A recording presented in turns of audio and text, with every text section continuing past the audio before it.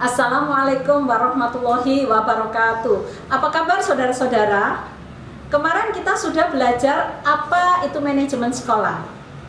Kali ini kita akan belajar perkembangan teori manajemen. Saudara, mengapa perlu mempelajari perkembangan teori manajemen? Perlunya mengetahui perkembangan teori manajemen tidak lain adalah perlunya mengetahui perkembangan teori-teori dan prinsip-prinsip manajemen, yaitu dapat memberikan landasan kuat pada saudara-saudara sehingga pemahaman saudara-saudara terhadap manajemen itu tepat sasaran. Oke? Pertama, saudara akan melihat slide di samping saya, yaitu perkembangan teori manajemen. Ada 4 aliran, yaitu aliran manajemen ilmiah, teori organisasi klasik, hubungan manusiawi, dan manajemen modern. Saudara-saudara, di sebelah kiri itu ada periodenya, sebelah kanan itu tokoh-tokoh pada aliran tersebut. Kita bahas mulai aliran manajemen ilmiah. Tetapi sebelum kita ke sana, saya sampaikan lebih dulu, awal teori manajemen itu muncul pada saat revolusi industri abad ke-19 yang menyebabkan meningkatnya kebutuhan atas sesuatu pendekatan manajemen yang sistematis. Nah, di sini ada 2 tokoh yang muncul saudara-saudara, yaitu Robert Owen dan Charles Babbage. Nah, Robert Owen ini lebih menekankan pada perbaikan kondisi karyawan yang akan menaikkan produksi dan laba, sehingga investasi yang paling menguntungkan menurut beliau adalah karyawan atau yang terkenal dengan istilah vital machine. Sedangkan Charles Babbage tidak lain beliaunya menghasilkan aplikasi prinsip-prinsip ilmiah pada proses kerja akan menaikkan produktivitas dan menurunkan biaya. Babbage penganjur pertama prinsip pembagian kerja melalui spesialisasi, ya, sehingga saudara-saudara ketahui selama ini ada pabrik-pabrik yang setiap karyawannya melakukan satu kegiatan yang sama yang dilakukan secara berulang-ulang. Setiap orang melakukan pekerjaan yang berbeda. Ini idenya Charles Babbage, ya. Nah, sedangkan manajemen ilmiah sendiri itu ada 4 tokoh saudara yang terkenal, yaitu Frederick Taylor, kemudian Frank and Lillian Gilbert, kemudian Henry L. Gantt, Harrington Emerson. Saudara, Frederick Taylor ini terkenal dengan sebutan Bapak Manajemen Ilmiah.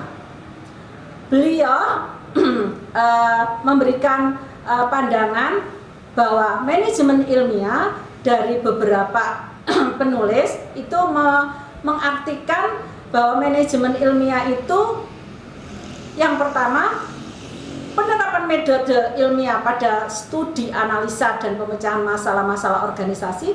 Sedangkan yang kedua, manajemen ilmiah diartikan sebagai seperangkat mekanisme atau teknik,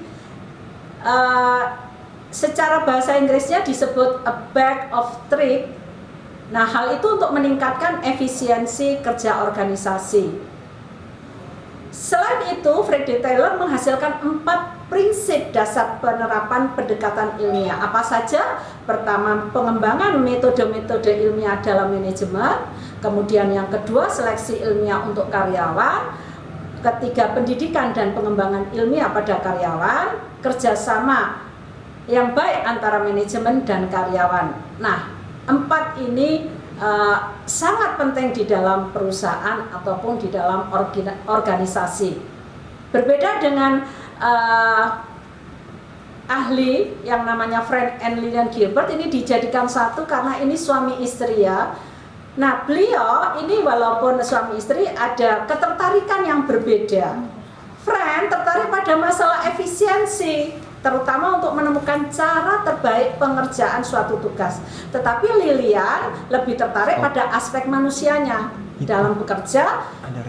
Di sini manajemen ilmiah memiliki satu tujuan akhir, yaitu membantu karyawan mencapai seluruh potensinya sebagai makhluk hidup. Sedangkan Henry L. Gantt itu berkontribusi terkait dengan penggunaan metode grafik, yaitu terkenal dengan Gantt chart. Dan sampai sekarang ini masih gunakan ya. Kemudian Herman Emerson itu mengemukakan 12 prinsip efisiensi. Saudara-saudara, apa sih sumbangan manajemen ilmiah?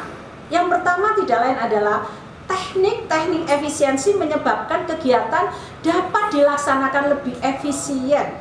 Yang kedua, seleksi dan pengembangan ilmiah karyawan menimbulkan kesadaran pentingnya kemampuan dan latihan untuk meningkatkan efektivitas karyawan. Sedangkan yang ketiga, desain kerja mendorong manajer mencari cara terbaik pelaksanaan tugas. Namun demikian, masih ada keterbatasan. Apa saja keterbatasannya? Yang pertama, ternyata kenaikan produktivitas sering tidak diiringi dengan kenaikan pendapatan. Kemudian yang kedua, perilaku manusia bermacam-macam menjadi hambatan juga. Ya. Yang ketiga, pendekatan rasional hanya memuaskan kebutuhan ekonomis dan fisik, tidak memuaskan kebutuhan sosial karyawan itu sendiri. Keempat, manajemen ilmiah mengabaikan keinginan manusia terhadap kepuasan kerja. Ini menjadi sebuah kelemahan dari aliran manajemen ilmiah, saudara. Nah, karena itu muncullah yang selanjutnya teori manajemen klasik. Siapa tokohnya? Ada 3, Henry Fayol, Mary Parker, dan Charles Bernard ya. Henry Fayol di sini terkenal dengan manajemen administrasinya yang menghasilkan 5 unsur, yaitu perencanaan, pengorganisasian, pemberian perintah, pengkoordinasian, dan pengawasan. Fayol juga menghasilkan atau mengemukakan 14 prinsip manajemen, di antaranya pembagian kerja, wewenang, dan lain sebagainya. Sedangkan 4 kaidah dasar merancang organisasi menurut Fayol ada 4, yaitu koordinasi, prinsip skalar, prinsip fungsional, dan prinsip staff. Tetapi Mary Parker Follett di sini melakukan aplikasi praktek ilmu-ilmu sosial dalam administrasi perusahaan. Beliau mampu mengelola konflik yang dapat dibuat konstruktif dengan menggunakan proses integrasi. Kemudian organisasi ideal menurut beliau dengan mengkoordinasikan melalui komunikasi yang terkendali. Sedangkan Charles Bernard itu memiliki temuan atau lebih kepada mengutamakan fungsi utama manajemen, tidak lain adalah perumusan tujuan dan pengadaan sumber daya yang dibutuhkan untuk menuju atau untuk mencapai tujuan tersebut.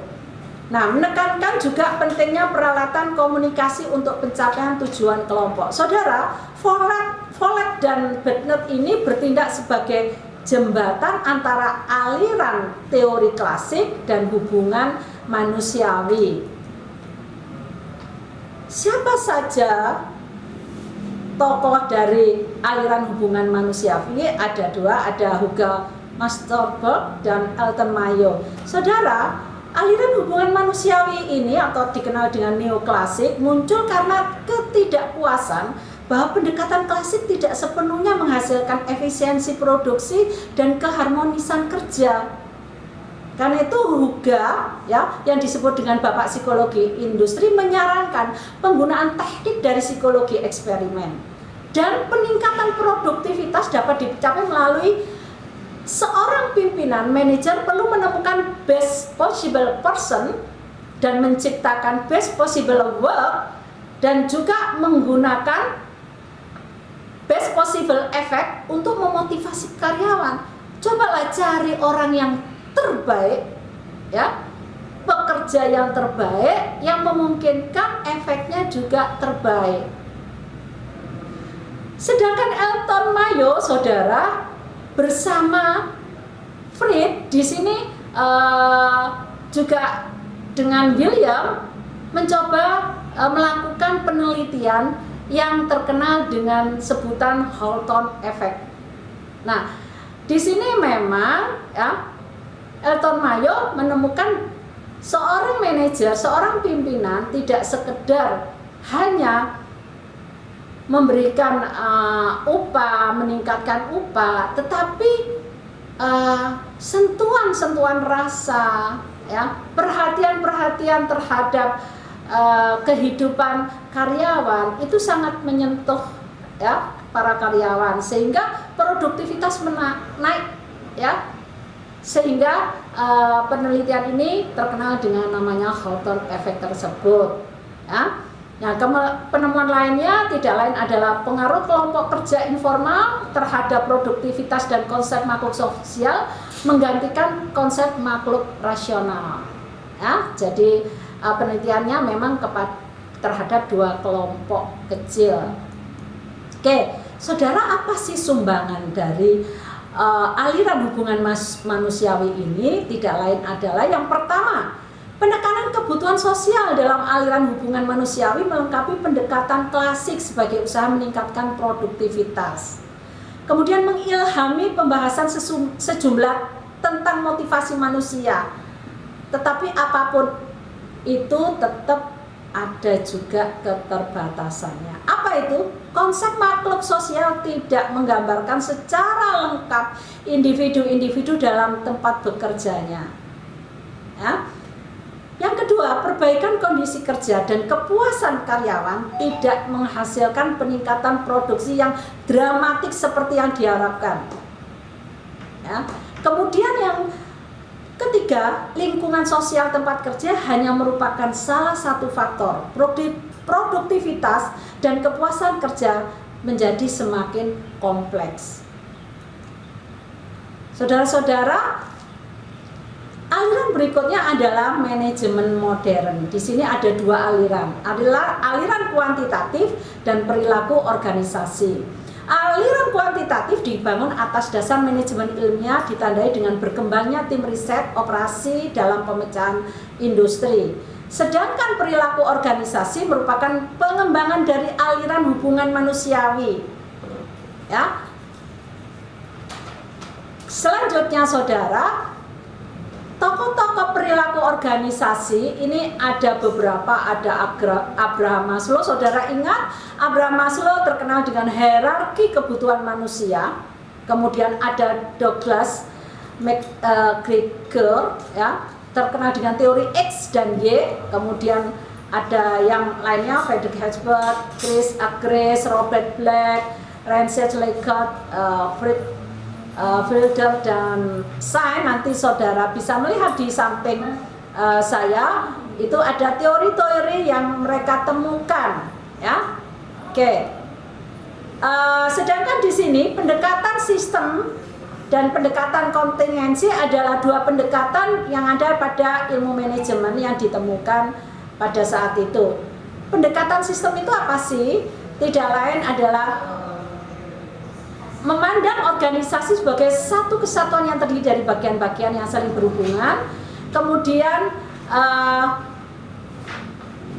memberikan manajer cara pandang organisasi sebagai suatu keseluruhan dan sebagai bagian dari lingkungan eksternal yang luas.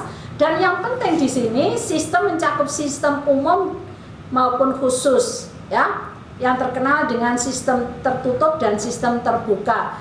Coba saudara perhatikan gambar di sebelah. Di situ ada gambar sistem tertutup. Kalau ada sekolah berarti itu sekolah saja secara internal, dari input, output, luaran itu hanya berikan masukan oleh internal dan masuk lagi sebagai input oleh internal juga. Berbeda kalau terbuka, input, proses, outputnya. Nah, output ini akan kembali ke masyarakat akan memberikan satu respon inilah akan masuk lagi menjadi input dari sistem. Pendekatan kontingensi di sini mencoba menerapkan konsep dari berbagai aliran manajemen.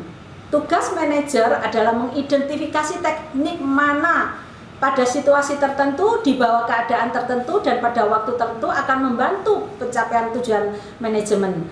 Perbedaan kondisi dan situasi membutuhkan aplikasi teknik manajemen yang berbeda dan tidak ada teknik, prinsip, dan konsep universal yang dapat diterapkan di seluruh kondisi. Ya. Karena itu pendekatan kontingensi itu merupakan gabungan dari pendekatan klasik dan hubungan manusiawi. Coba saudara perhatikan gambar di sebelah kanan saya, ya. Oke. Itu yang bisa saya berikan untuk mengenal atau belajar perkembangan teori manajemen. Sampai ketemu di materi yang lainnya. Saya akhiri. Wassalamualaikum warahmatullahi wabarakatuh.